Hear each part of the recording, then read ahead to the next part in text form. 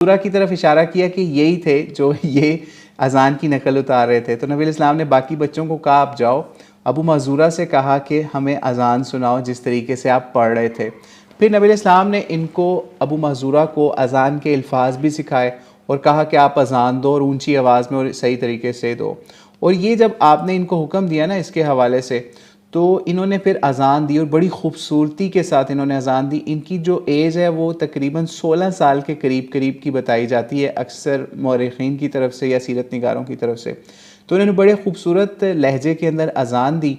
तो नबी अलैहिस्सलाम ने इनको पास बुलाया और इनके सीने पे हाथ, इनके सर पे और सीने पे हाथ फेरा और नबी अलैहिस्सलाम ने इनके लिए दुआ भी की। दुआ क्या की? कहा बारकल्लाहु फ़ीक और कहा बारकल्लाहु अलैक, यानी इनके लिए बरकत की दुआ की कि अल्लाह की बरकतें तुम्हारे ऊपर हों और इस तरह के मामलात हों तुम्हारे साथ बरकत के हवाले से। तो नबी अलैहिस्सलाम ने इनको दुआ भी दी।